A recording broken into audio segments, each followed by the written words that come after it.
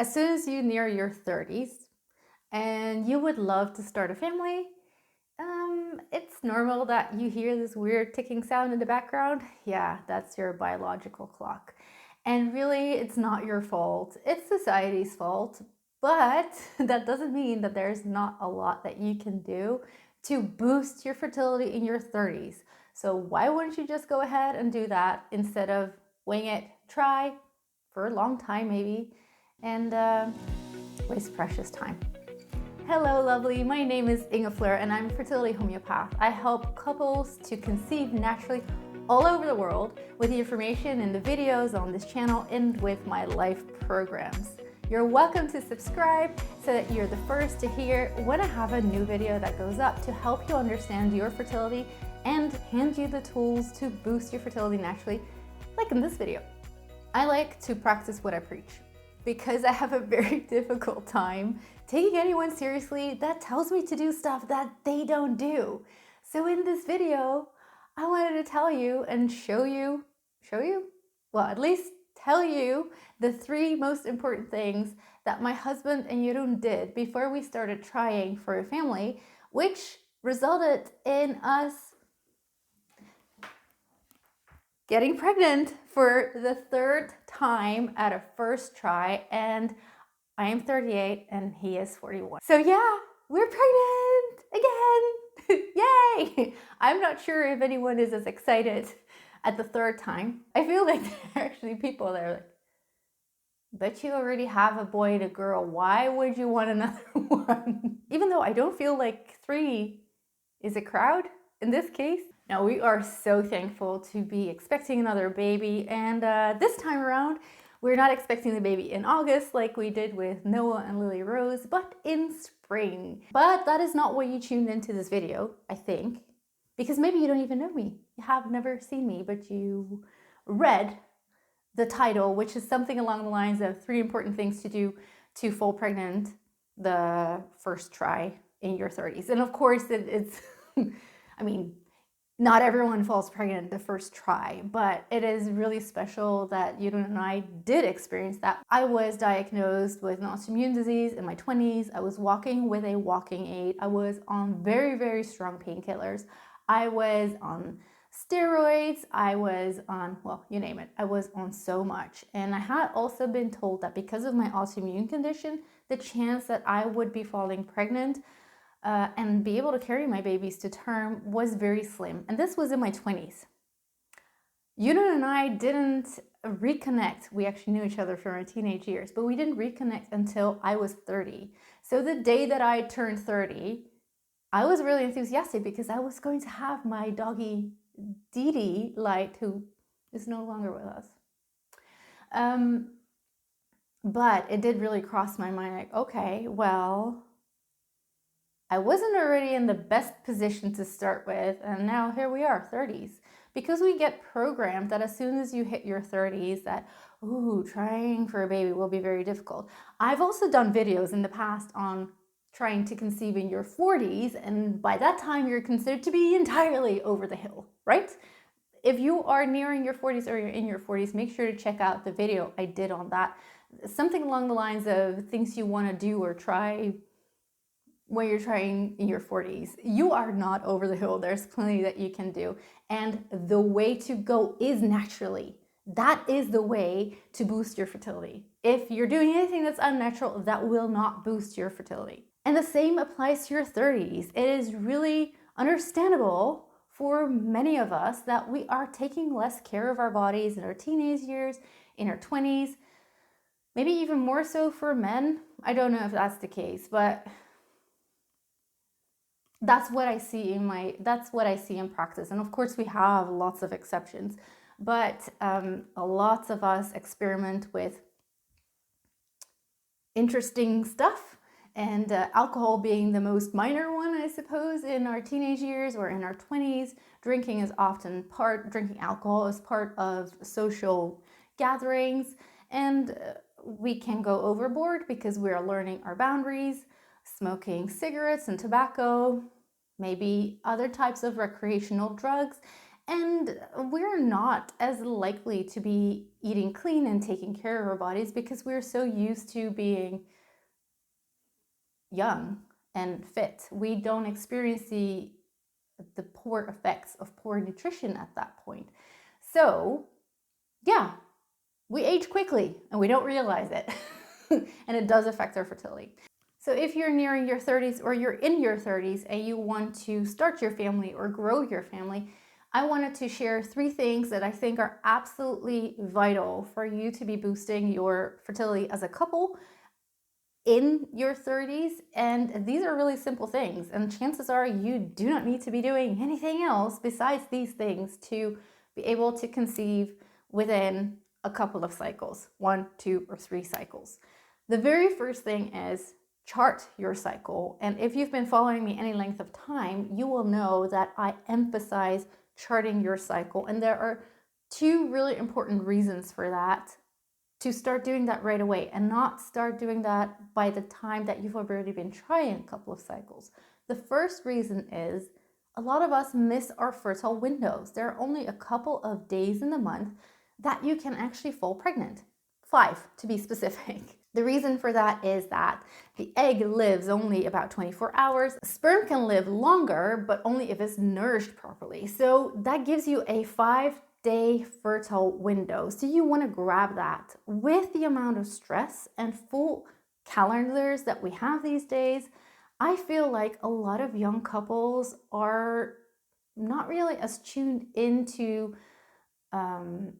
their bodies, and that the sex drive of the women goes up in the fertile window, so that naturally you would grab that fertile window. So a lot of us seem to be missing that fertile window. And it is not true that everyone ovulates on cycle day 14 of their cycle.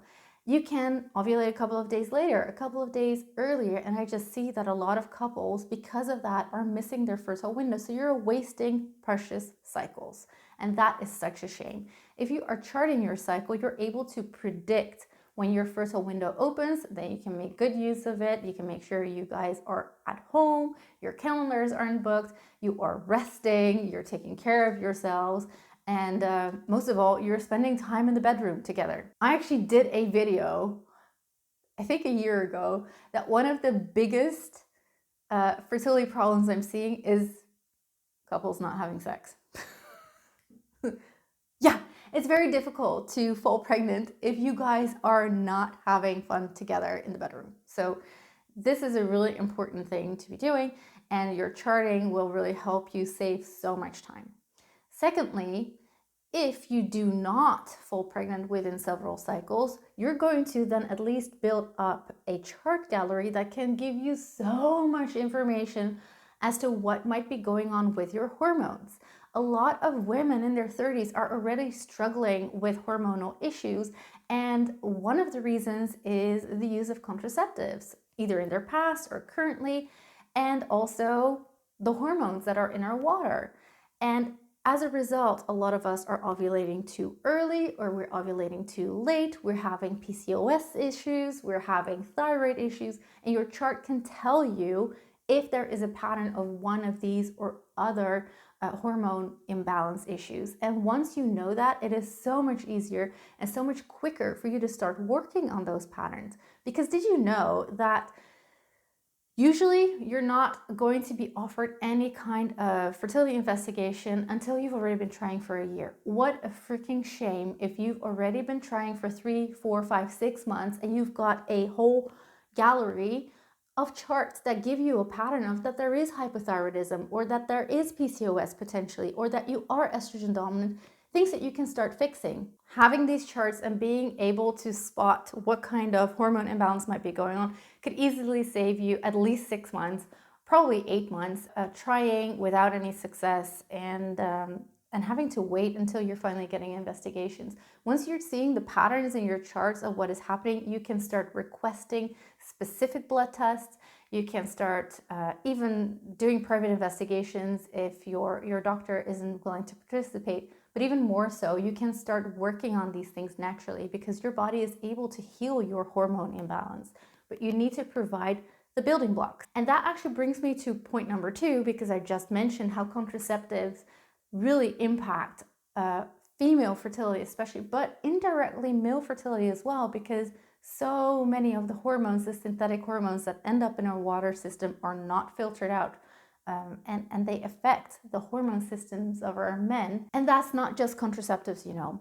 That can also be fertility drugs, it can be labor drugs, but it can also be steroids. And that's a big one because this is prescribed a lot for routine infections, and it compromises our immune system and our hormone systems. I've actually got a video on this, so if you're interested in this topic because you have a history of using steroids or your partner does, then do check that out. I'll make sure to link it in down below and up here in the cards. As far as the after effects of contraceptives on your fertility, I've got a video on that one too. But what is important to know, apart from that, I'll make sure to link that in the cards and down below as well, is that both steroids and contraceptives and any other of these synthetic hormones can be detoxed homeopathically. It's as if that the use of these synthetic hormones leaves an imprint on your hormonal system and it kind of walks around with a limp. However, with homeopathic detoxing, you can stimulate your body to get rid of that imprint so that the body can start going back to balance. You know, our bodies are made to heal. Our bodies are made to go back to balance. But sometimes something like the use of synthetic hormones or environmental toxins can just put so much baggage that the healing doesn't happen or the healing is blocked. So I want to encourage you that detoxing homeopathically can make a huge difference. And I've had so many cases of women that only needed to detox the contraceptives, the pill, the shot, it could be the vaginal ring, and that they were then finally able to fall pregnant very quickly because their ovulation was more timely, or they had previously stopped ovulating, or the endometrial lining wasn't thickening properly enough, and that made all the difference. So for most of us women, detoxing contraceptives is really the second thing that I would say, just go ahead with it. If you have a history of contraceptive use, don't waste cycles unnecessarily. Detoxing homeopathically is something that I teach on Prep for Baby. So you can check out that program. It's a DIY program, and every now and then I will do some live sessions so that you can ask questions as well. But you could easily find a homeopath either locally or online and ask them if they have experience with detoxing, because more and more of us do. So while detoxing the pill and steroids has been important for both of us in our histories, we also did detox heavy metals, and heavy metals is also part of Prep for Baby. But especially with Jeroen, with an ADHD diagnosis, I know that heavy metals can play a big role. Both of us had dental fillings, silver dental fillings in the past. We had vaccinations. These all contribute to a buildup of heavy metals. And I just wanted to reduce the chance of miscarrying. I wanted to reduce the chance of the children developing ADHD or other similar issues like autism. And if you can reduce the metal loads in your bodies, you can reduce those chances of developing with your children. But it also plays a huge role in fertility in general, falling pregnant and all. And while this is something that I focus more on with my couples that are nearing 40s or in their 40s, it is a very nice detox to have in your 30s, because so many of us are exposed to heavy metal pollutants. So for this, I also have a video. I will make sure to link that in. And then the third important thing that we did is take care of our nutrition. And I have to say that I was not as savvy on this topic before falling pregnant with Noel as I am now, but we did already make a lot of changes. We watched our sugar intake, but I also learned about the Western Price way of eating, nourishing traditions. Again, this is something that I cover on Prep for Baby as well, because I understand that it can be kind of overwhelming when you start charting, when you want to learn how to detox homeopathically, and then you also want to learn how to eat a more nutrient-dense diet. It can be quite a lot of investigation, and that's why I put all of these things on Prep for Baby to make it super easy and a low threshold. I want you to have big wins for really small tweaks, because I really don't think it is necessary for you to have a huge list of don'ts and do's, it can be so overwhelming and unnecessary. Start with the small tweaks that have the big impact on your fertility, and that's what I put in Prep for Baby. But the gist of it is nutrient dense diet is that you make sure you're actually getting the building blocks for your body to heal, for your hormone system to be in balance and to be healthy, for your body to go out of stress mode. So many of us are actually in starvation mode because we aren't feeding our bodies properly. So many of us are low in vitamin D, are low in our omega-3, and have imbalanced omega fatty acids. And this is such a big issue that I sadly see growing among my couples. And it probably has something to do with the way that we've been raised, the way that we've been eating in our 20s, but I think it's also because a lot of us are starting to try for babies later. So we have suffered for a longer time having a diet that is not nutrient dense. Maybe we've been trying diet fads if we're struggling with weight or you name it. But after all of the work that I've been doing as a fertility homeopath and my personal experience, I know that the nutrient dense way of eating, nourishing traditions, really is the best for your fertility. Even if you eat vegetarian or you have certain restrictions because of your culture or your background, or even because you're reacting in a certain way to certain foods, there are other things that you can do to then compensate for the foods you're not eating. And I wanted to encourage you with that because it can sometimes feel a little bit overwhelming if you feel like you cannot live up to a certain diet. I always stick to the 80-20 rule.